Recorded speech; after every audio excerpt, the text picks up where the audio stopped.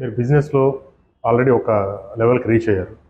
అంటే చాలామంది business people కావచ్చు, ఎన్ఆర్ఐస్ కావచ్చు, ఎంతో కొంత తమ సొంత ఊరికి అలాగే తను పుట్టి పెరిగిన ఆ ప్రాంతానికి ఎంతో కొంత సర్వీస్ చేస్తూనే ఉన్నారు అందరూ. మీరు కూడా అందుకు అతీతం కాదని మేము విన్నాం. కానీ మీరు చాలా కాన్ఫిడెన్షియల్గా చేస్తూ ఉంటారు. అంటే ఎవరికి చెప్పరంటే ఎక్కువ మీరు చేసే కార్యక్రమాలు.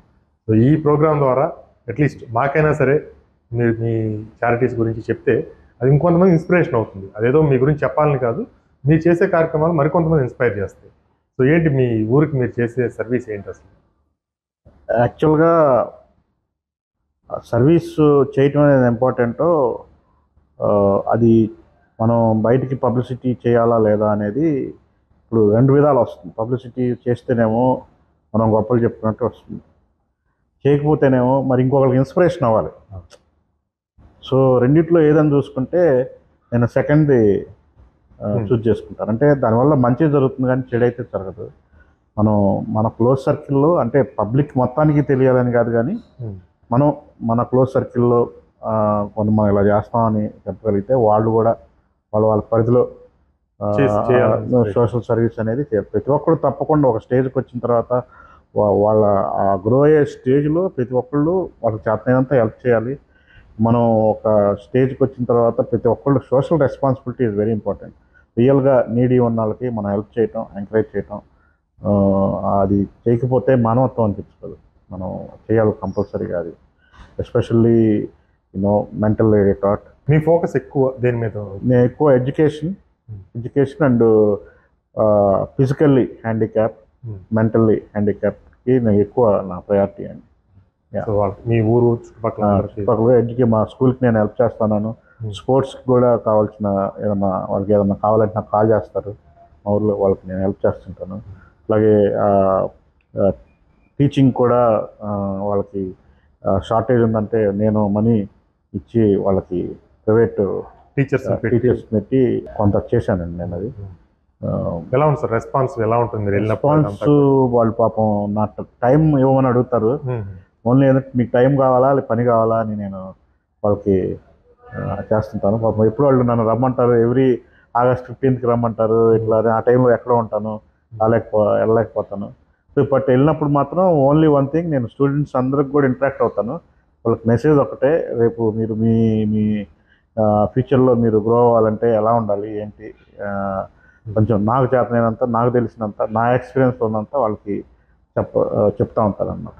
అలాగే ఇప్పుడు అంటే ఆంధ్ర తెలంగాణ అని కాకుండా కూడా ప్రతి తెలుగు వాళ్ళకి కూడా పాలిటిక్స్ మీద ఎంతో కొంత ఏదో ఒక మూలకి ఇంట్రెస్ట్ ఉంటుంది. అది బిజినెస్ మ్యాన్ అవ్వచ్చు, చిన్న వాళ్ళ దగ్గర పెద్దవాళ్ళ దాకా. ఏంటి ఈ సమకాలీన రాజకీయాలు మీకు ఎలా అనిపిస్తున్నాయి? మీరు ఎక్కువ ఆంధ్రాలో ఉంటున్నారు కదా, ఇప్పుడు వైజాగ్ ఇటు సైడ్ అంతా. రాజకీయాల గురించి మాట్లాడాలంటే ఫస్ట్ మనం రాజకీయం అంటే ఏంటి? ఒక ప్రాంతాన్ని అభివృద్ధి చేసుకోవటం, ఒక దేశాన్ని అభివృద్ధి చేసుకోవటం. ఇన్ దిస్ ప్రాసెస్లో అధికార పార్టీ, ప్రతిపక్షం రెండూ ఉంటాయి. రెండు స్ట్రాంగ్గానే ఉండాలి. అధికార పార్టీలో ఉన్నప్పుడు ప్రతిపక్షం పాత్ర కూడా అంతే ఉండాలి. అలా ఉన్నప్పుడే ఎక్కడైనా కానీ మనకి అభివృద్ధి అనేది, ఇప్పుడు ఒక తప్పు జరుగుతున్నప్పుడు తప్పుని ఎత్తి చూపాలి. అదేవిధంగా అధికార పార్టీ కూడా ఒకవేళ ఏదన్నా మిస్టేక్ ఉంటే దాన్ని సరి చేసుకొని మనం మన ప్రదేశాన్ని, మన దేశాన్ని ఎలా ముందు తీసుకెళ్ళాలో చూడాలనేదే అలాగే ఉండాలండి. రాజకీయం అంటే అలాగే ఉండాలి. బట్ అదే ఒక రాజకీయ నాయకుడు తలుసుకుంటే అభివృద్ధి చేయగలడు, వినాశనం చేయగలడు. సో కాబట్టి రాజకీయ నాయకుడు అనేవాడు, అందుకనే ఎడ్యుకేషన్ ఉన్న వాళ్ళందరూ ఎడ్యుకేషన్ ఆలోచించి ఓటేయాలి. ఓటు అనేది ఆయుధం మనకి. సో కాబట్టి అది ఓటర్ డిసైడ్ చేసుకొని మనకి ఇప్పుడు మనం మన ఇంట్లో ఒక పెళ్లి చేయాలంటేనే మనం వాళ్ళు ఏంటి, వాళ్ళ పుట్టుపూర్వత్రాలు ఏంటి, ఇవన్నీ చూస్తున్నాం మనం. సో కాబట్టి మనం కూడా ఒక ఓటర్ అనేవాడు ఆలోచించుకొని ఎవరైతే మనకి బెటర్ అనేది వాళ్ళు ఓటేయాలండి. కానీ పరిస్థితులు ఇప్పుడు చూస్తుంటే జనరల్గా ఇండియాలో చూసుకుంటే ప్రతిదీ ఇన్ఫ్లుయెన్స్, మనీ ఇన్ఫ్లుయెన్స్ ఇవన్నీ ఎక్కువ ఉంటున్నాయండి. అవన్నీ పోయినప్పుడు మనకి డెఫినెట్గా ఇండియా అనేది నెక్స్ట్ లెవెల్లో ఉంటుందండి. ఇండియాకి ఉన్న ఆపర్చునిటీ ఏ కంట్రీకి లేదు. సో జనాభా పెద్ద బలం మనకి. రాజకీయ నాయకుడు అనేవాడు జనాల్లోంచి రావాలి. జనాల అభివృద్ధిని ఎలా ముందుకు తీసుకెళ్లాలో ఆలోచించాలి. ఓన్లీ రెండు కళ్ళలాగా మనం సంక్షేమం ఎలాగో అభివృద్ధి కూడా చూడాలి. అలా చూసుకుంటా బ్యాలెన్సింగ్గా చేసుకెళ్ళినప్పుడు డెఫినెట్గా రిజల్ట్స్ కనపడతాయి. మీకేమైనా ఆసక్తి ఉంది సార్ రాజకీయాల్లోకి? నేను రాజకీయాల్లోకి నాకు ఆసక్తి లేదండి. ఎందుకంటే యాజ్ ఏ బిజినెస్ మ్యాన్గా నాకు అందరూ కావాలి. కాబట్టి మనం ఒక సైడ్ తీసుకోకూడదు. ఎందుకంటే మన మీద డిపెండ్ అయ్యి చాలామంది ఉంటారండి.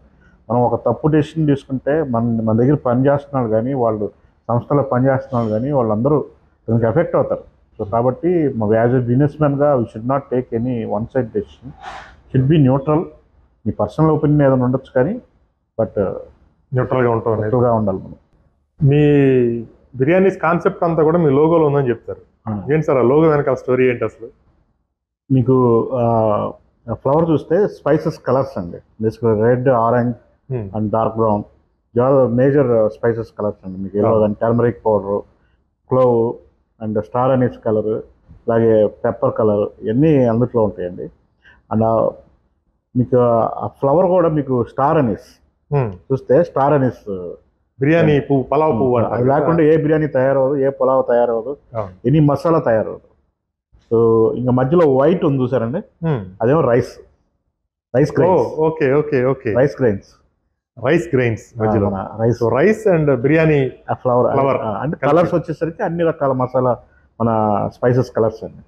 అది దాని కాన్సెప్ట్. అది చాలా అది మీకు 100% కాన్సెప్టెడ్ లోగో అది. అయితే సార్ biryanies.com అని దొరకడం కూడా రేర్ కదా, ఎలా మీకు దొరికింది? అది చాలా లక్కీ అండి. అది అప్పుడు దాన్ని నేను బైఅవుట్ చేశాను, ప్రీమియం ప్రైస్కే బైఅవుట్ చేశాను. But final I got it. But it's unique. అది ఎవరికి దొరకదు ఇంకా biryanies.com అనేది. అదేనండి నా అంబిషన్ కూడా అదేనండి, biryanies.com. మీరు ఎవరికి మీరు బిర్యానీ కావాలన్నా కానీ జస్ట్ ఆ థాట్ అనేది రావాలి మీకు. చూడండి సింపుల్ ఎగ్జాంపుల్ కొన్ని మీకు ఇప్పుడు మనకి టూత్ పేస్ట్ అనగానే కోల్గేట్ తప్పితే మనకి వేరేది రాదు బ్రాండ్. ఇప్పుడు అట్లాగే మన బిర్యానీ అనగానే biryanies.com అనేది బిర్యానీస్ అనేది వాళ్ళ థాట్లోకి రావాలన్నమాట. సో అది నా ఫైనల్, అది రీచ్ అయినప్పుడు నా అంబిషన్ తప్పకుండా రామానాయుడు గారు డిజైర్ రీచ్ అవుద్దాం అనుకుంటున్నాను. మీ సమయాన్ని మాకు ఇచ్చినందుకు, అలాగే మీరు ఎంచుకున్న దారిలో మీరు ఇంకా మరెన్నో విజయాలు సాధించాలని మనస్ఫూర్తిగా కోరుకుంటూ ధన్యవాదాలు సార్. థ్యాంక్స్ రాజేష్ గారు.